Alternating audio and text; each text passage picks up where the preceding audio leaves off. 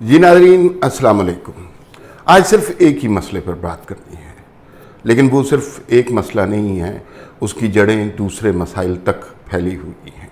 और एक बात है जिसके पीछे शायद एक जुल्म का पूरा निज़ाम छुपा हुआ है, एक जबर की पूरी कहानी है, और जो जमहूरी हुकूमतों के ख़िलाफ़ होने वाली साजिशें हैं उसकी पूरी दास्तान, पूरा किस्सा है। जनाब, आज हमने बात करनी है ये जो ऑडियो लीक्स आ रही हैं, जिसमें वज़ीर आज़म हाउस से ऑडियो लीक हुई और ये कोई अभी तो थोड़े थोड़े उसके क्लिप्स आए हैं। कहा यह जा रहा है कि ये 100 GB का डाटा है, जिसमें जाने पता नहीं कितने घंटों की रिकॉर्डिंग आ सकती है। अगर वो, मैं कोई इतना टेक्निकल आदमी तो नहीं हूँ, लेकिन कई 100 घंटों की रिकॉर्डिंग आ सकती है। वज़ीर आज़म अपने मावनीन के साथ जो गुफ्तगू कर रहे हैं, फिर उसके अलावा वफाकी काबीना का जो इजलास है उसकी भी ऑडियो लीक होकर सामने आ गई, और ये बहुत ख़तरनाक बात है। और अभी तक उन ऑडियो लीक्स में कोई ऐसा जुर्म नहीं है, कोई ऐसी करप्शन की कहानी नहीं है, कोई गैर अखलाकी बात नहीं है, किसी को गाली नहीं दी गई, कोई ऐसे किसी के नाजायज़ ताल्लुकात की कहानी नहीं है, कोई अकरबा परवरी की, कोई जो है किसी को रिश्वत देने लेने या इस तरह की कोई बात नहीं है। लेकिन ये मामला है तो बहुत खौफनाक, इसके बेतहाशा पहलू हैं। मैं कोशिश करूँगा कि इस वीलॉग के अंदर कोशिश करूँ कि तमाम पहलुओं का जायज़ा लेने की कोशिश करूँ।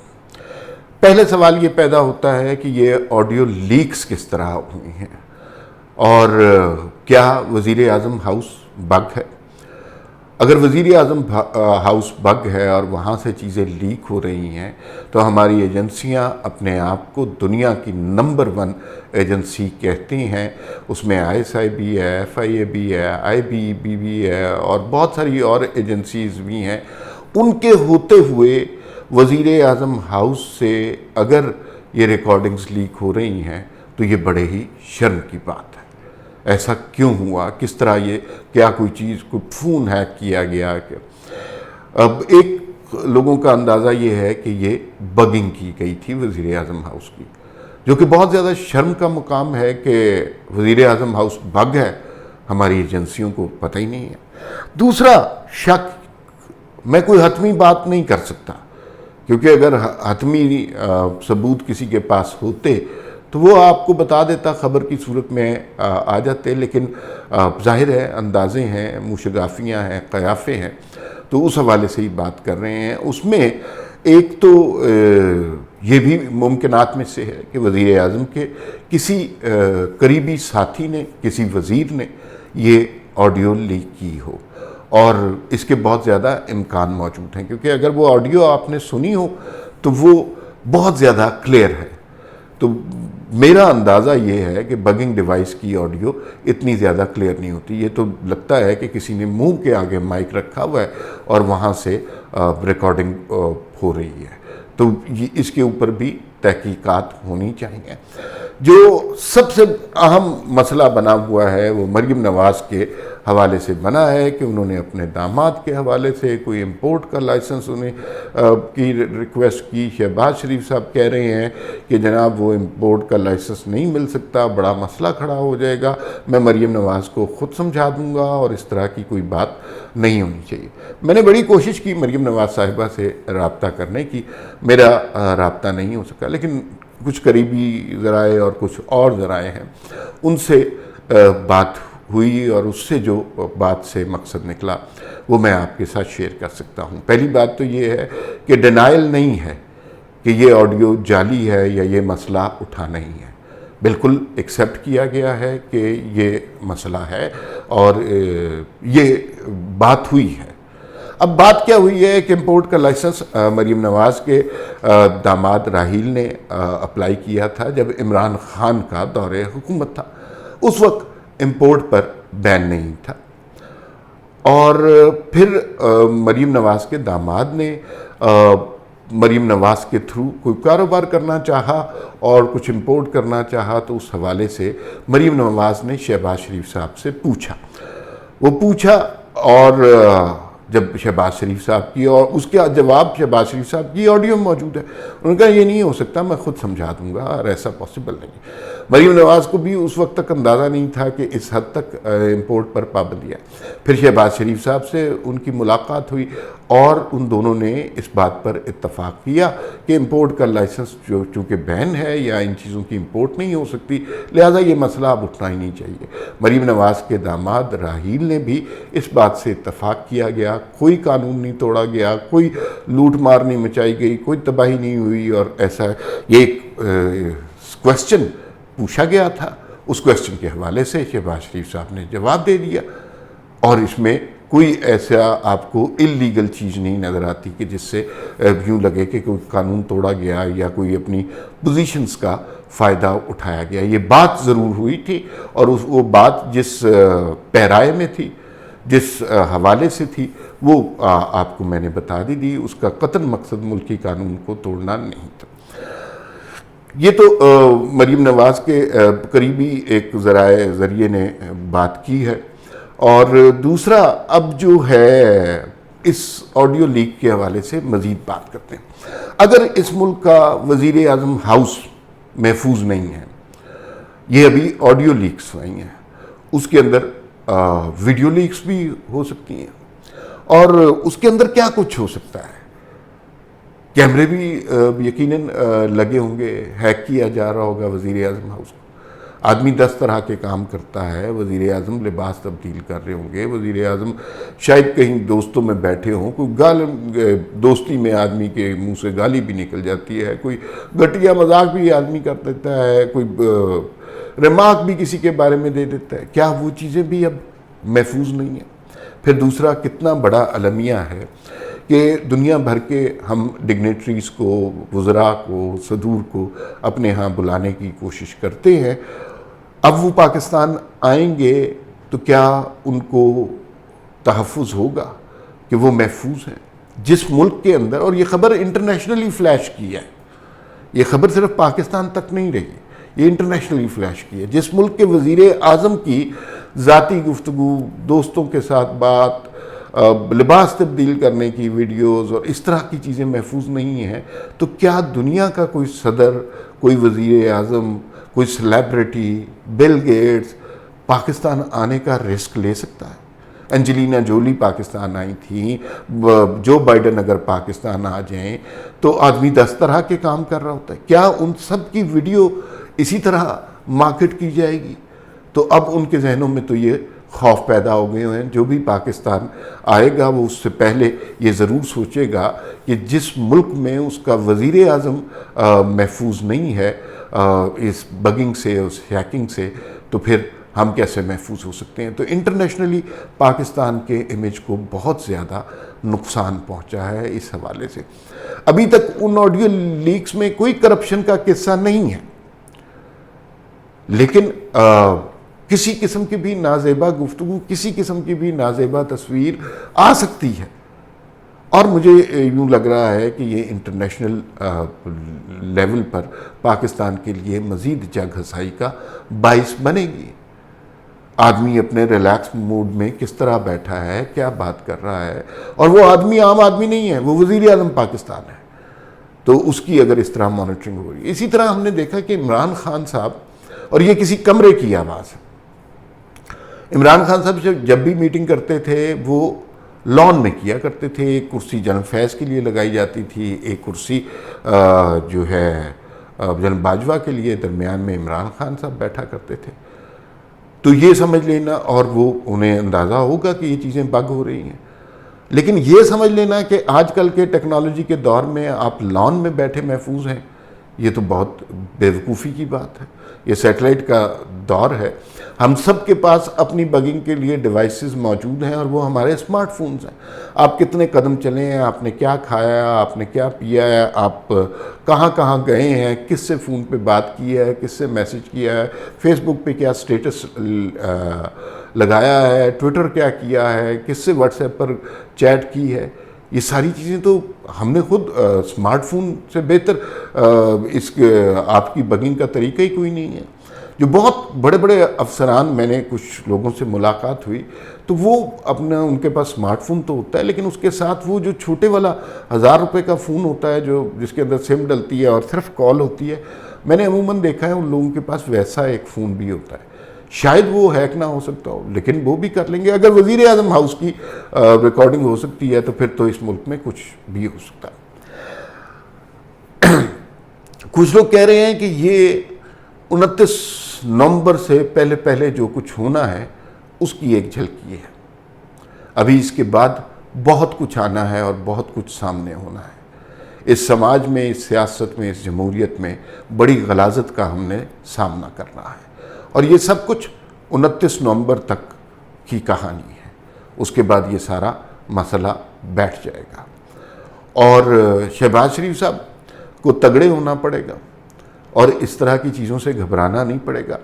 یہ فرق بنیادی طور پر نواز شریف میں اور شہباز شریف میں ہے. نواز شریف کا دل بہت مضبوط ہے، وہ اس طرح کی چیزوں سے بالکل نہیں گھبراتے. شہباز شریف صاحب البتہ گھبرانے کی ایبلٹی رکھتے ہیں.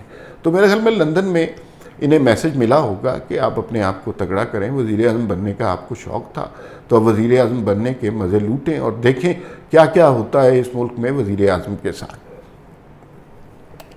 اچھا،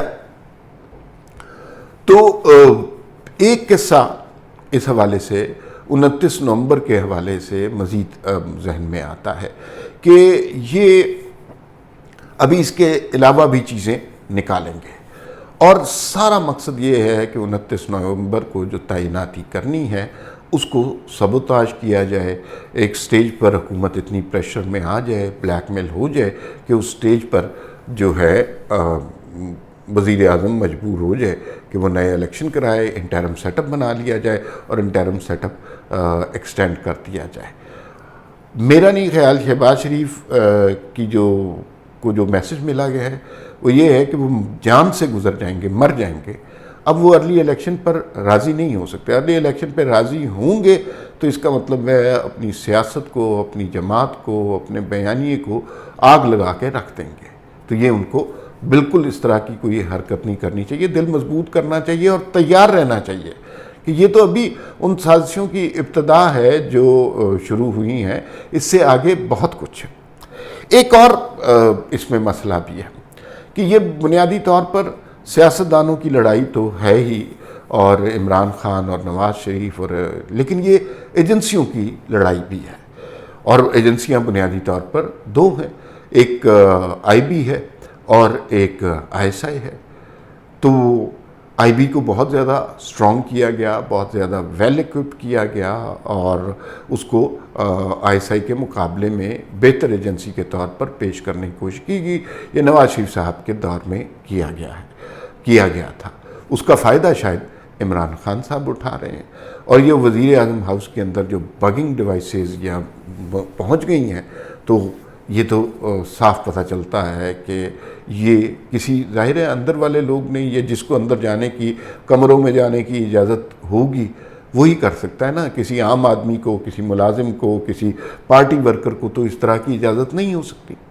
یا پھر اندر سے ہی کسی، اور ہر جماعت کے اندر ایسے لوگ ہیں جو آپ کے وزیر بھی ہوتے ہیں، ساری عمر آپ کے ساتھ بھی ہوتے ہیں، لیکن ساتھ ساتھ آپ کی رپورٹنگ کہیں پر کر رہے ہوتے ہیں. تو اگر یہ ایجنسیوں کی لڑائی ہو رہی ہے تو اس کے اندر قربانی پاکستانی جمہوریت کی، پاکستانی سیاست کی دی جا رہی ہے. تو دنیا کی نمبر 1 ایجنسی جو بھی ہے، آئی بی ہے یا آئی ایس آئی ہے یا فوج ہے یا ایف آئی ہے، جو بھی ہے، اس کے نام پر بہت بڑا دھبا ہے. وہ کس نام کے نمبر 1 رہ گئے جب وزیر اعظم کی ریکارڈنگ ہو رہی ہے؟ وہ کس طرح؟ اب دشمنوں کو انہوں نے کیا پکڑنا ہے؟ دشمنوں کے خلاف کیا کریک ڈاؤن کرنا ہے جب اپنے بندے، اپنے وزیر اعظم کی ریکارڈنگ ہو رہی ہے؟ تو پہلا کام تو یہ ہونا چاہیے کہ جس شخص نے یہ ریکارڈنگ کی ہے وہ جو ہے اس کو پکڑا جائے، چاہے وہ وزیر ہے، چاہے وہ کوئی ایجنسی ہے، چاہے وہ کوئی ملازم ہے. لیکن اس کو جب تک پکڑا نہیں جائے گا یہ معاملہ تھمنے والا نہیں ہے. بھئی کابینہ میں وفاقی بجٹ کے حوالے سے کتنی چیزیں ہوتی ہیں. ایک ایک خبر کی قیمت بعض اوقات بجٹ سے پہلے کروڑوں اربوں روپے کی ہوتی ہے. تو یہ ساری چیزیں لیک ہو جائیں گی اسی طرح. یہ تو جس طرح بالکل پارٹی ورکروں کے ساتھ یا صحافیوں کے ساتھ یا سوشل میڈیا والوں کے ساتھ سلوک ہوتا ہے، اس طرح کا سلوک اب وزیر اعظم پاکستان کے ساتھ ہو رہا ہے. تو یہ کچھ لوگوں کو سیریس ایکشنز اس کے بارے میں لینے چاہیے. اور اگر کسی وزیر پہ شک ہے، لوگ بہت سارے شکوک کا اظہار کر رہے ہیں کہ فلاں وزیر ہو سکتا ہے، فلاں وزیر ہو سکتا ہے، کچھ نہیں کہا جا سکتا، لیکن اگر کسی پہ شک ہے تو سب کی اسکروٹنی ہونی چاہیے. بالکل اس میں کسی کو جو ہے رکاوٹ یا رخنا نہیں کرنا چاہیے. ایک اور تھیوری اس حوالے سے بہت امپورٹنٹ ہے، وہ یہ ہے کہ سب کچھ اسحاق ڈار کے واپسی سے روکا جا رہا کے لیے یہ سب کچھ کیا جا رہا ہے. مفتاح اسماعیل کے تعلقات بہت اچھے آدمی ہیں، لیکن ان کے تعلقات کہیں ذرا زیادہ ہیں. تو مفتاح اسماعیل بڑے زبردست وزیر خزانہ ہیں، تو ان کے خلاف کوئی اتنی زیادہ کارروائی نہیں ہوتی. لیکن اسحاق ڈار صاحب جو ہیں وہ ذرا دوسری قسم پہ وزیر خزانہ ہیں. وہ چیزیں جب کنٹرول میں لیتے ہیں تو بہت زیادہ چیزیں کنٹرول میں لیتے ہیں. کچھ لوگوں کو بجٹ دینے سے بھی انکار کر دیتے ہیں. یہ انہوں نے پچھلی دفعہ دیا، اور اس کے بعد ان کے ساتھ جو ہوا وہ آپ سب کو پتہ ہے. اور ان کو خوفزدہ کرنے کے لیے، ان کے آنے سے پہلے ہی اکانومی کو کمپرومائز کرنے کے لیے اس طرح کی چیز کی جا رہی ہے، تاکہ ایک سچویشن ایسی بن جائے کہ اسحاق ڈار صاحب واپس نہ آ سکے. کل ہم نے سنا کہ وہ کہہ رہے تھے کہ میں تو آ رہا ہوں اور شاید وزیر اعظم کے ساتھ ہی آ جاؤں اور شاید منگل کو حلف لے لوں. مجھے یوں لگتا ہے کہ ان کے حلف لینے سے پہلے ابھی مزید معاملات سامنے آئیں گے، اور یہ ایک کوشش ہو سکتی ہے اسحاق ڈار کو روکنے کے لیے خزانہ کا چارج لینے سے. کیونکہ اسحاق ڈار صاحب کچھ سخت فیصلے کرتے ہیں، کچھ سخت فیصلے کچھ لوگوں کو پسند نہیں آتے. اور اگر ان کا آنا اس کا ثبوت مل جائے گا، اگر وہ نہیں آ رہے تو اس کا مطلب ہے کہ اس مقصد میں کامیابی حاصل ہوئی ہے. اگر وہ آ جاتے ہیں تو پھر ہم یہ کہہ سکیں گے کہ مقصد میں تو کامیابی حاصل نہیں ہوئی، لیکن ڈیمیج کافی زیادہ اس حکومت کو کر دیا گیا ہے. اچھا، ایک یہ جو وزیر اعظم کی بگنگ کے حوالے سے، یہ کوئی آج کا قصہ نہیں ہے، لیکن اس کو اس طرح پبلک مارکیٹ پہلے نہیں کیا گیا. ہمارے ایک دوست ہیں، وہ جب نواز شریف صاحب کا سیکنڈ ٹینیور تھا مشرف کے ماشاء اللہ سے پہلے، تو وہ نواز شریف کے بہت قریبی دوست ہیں. انہوں نے یہ قصہ سنا ہے، ان کا نام ڈسکلوز کیے بغیر میں آپ کو سنا دیتا ہوں. اس زمانے میں بھی آرمی چیف کی تعیناتی اور اس طرح کی باتیں ہو رہی تھیں، اور جو ہے وہ دوست گئے، اور نواز شریف کے بڑے وفادار دہائیوں پرانے دوست تھے، اور انہوں نے نواز شریف سے اس طرح کی، یہ آج سے 20-25 سال پرانا قصہ میں آپ کو بتا رہا ہوں، اس طرح کی بات کرنے کی کوشش کی. اور ان کے بڑے دوستانہ مراسم تھے نواز شریف سے، تو نواز شریف نے آگے سے جواب نہیں دیا. اچھا، تھوڑا سا انہیں احساس ہوا کہ شاید کوئی چیز ریکارڈ ہو رہی ہو، کوئی آڈیو ریکارڈنگ کی ڈیوائس لگی ہو، تو اس دوست نے اب پھر اشارے کی مدد سے پوچھنے کی کوشش کی کہ کیا میاں صاحب کیا کر رہے ہیں، اتنے بڑے بڑے فیصلے کرنے ہیں، کیا پوزیشن ہے آپ کی. اس پر بھی نواز شریف نے کوئی جواب نہیں دیا. یا امیجن یہ آج سے 20-25 سال پہلے کا قصہ ہے. اور جب ظاہر ہے وہ اتنے قریبی دوست تھے، گھر کے ہی بندے تھے، تو اس پہ جو مزید انہیں تھوڑی سے عجیب بھی لگا کہ ویسے تو میرے ساتھ ہر طرح کی بات ہو جاتی ہے، یہ ایک میں سوال پوچھ رہا ہوں، میاں صاحب جواب نہیں دے رہے، اشارے سے پوچھ رہا ہوں تو اشارے سے بھی جواب نہیں دے رہے. تو جب انہوں نے مزید انسسٹ کیا کہ میاں صاحب کوئی تو دسو، کوئی بات کریں ذرا، تو اس وقت نواز شریف صاحب نے، یہ ان دوست کی زبانی مجھے بتایا گیا، ایک کاغذ کی چٹ لی، اس کے اوپر ایک لفظ لکھا، اور وہ لکھا بگنگ. صرف ایک لفظ لکھا، اپنے ہاتھ سے لکھا، اپنے دوست کو پڑھایا. جیسے ہی وہ اس نے پڑھا تو شریڈر کمرے میں پڑا تھا، اس شریڈر میں وہ چٹ ڈال دی. یعنی یہ سلسلہ کوئی نیا نہیں ہے، یہ بہت پرانا سلسلہ ہے. وزرائے اعظم کی ریکارڈنگ اور اس طرح کی چیزیں جو ہیں وہ بہت پرانے طریقے سے ہو رہی ہیں. اب جو آڈیو لیکس ہیں اس میں ابھی تک کوئی ایسی بات نہیں آئی، لیکن یہ ہماری ایجنسیوں کے ماتھے پر کلنک کا ٹیکہ یا کالک کے طور پر یہ سب کچھ ضرور موجود رہے گا۔ دنیا اب ہمیں کس نظر سے دیکھے گی، دنیا میں ہماری اور ہمارے وزیر اعظم کی کیا کریڈیبلٹی ہوگی، ہم کس نام سے کسی ڈگنیٹری کو، کسی سیلیبریٹی کو پاکستان میں دعوت دیں گے اور کہیں گے کہ آپ پاکستان کے اسٹیٹ گیسٹ آ کر رہیں۔ وہ خوفزدہ ہو جائے گا، وہ کہے گا آپ کا اپنا وزیر اعظم محفوظ نہیں ہے تو ہماری تو پتہ نہیں کیا چیز لیک کر دیں، یہ وزیر اعظم کے ساتھ۔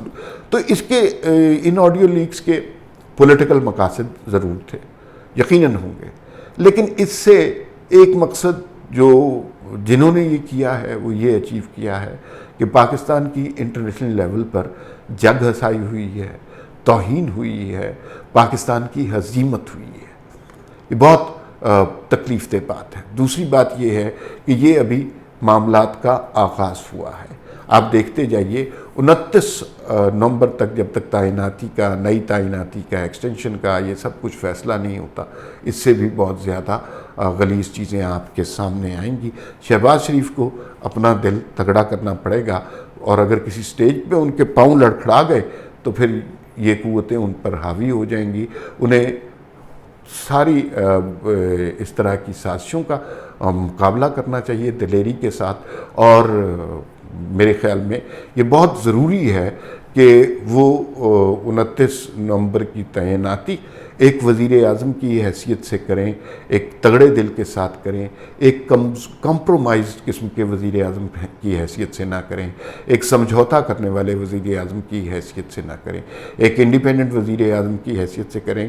یہ قوتیں اس سارے نظام کے اور اس سارے ملک کے پیچھے پڑی ہوئی ہیں، اور میں آپ کو کافی وثوق سے یہ بات کہہ سکتا ہوں، ان قوتوں کا جو سرغنہ ہے، جس کے پیچھے یہ سب کچھ کھیل رہی ہیں، اس کا نام عمران خان ہے۔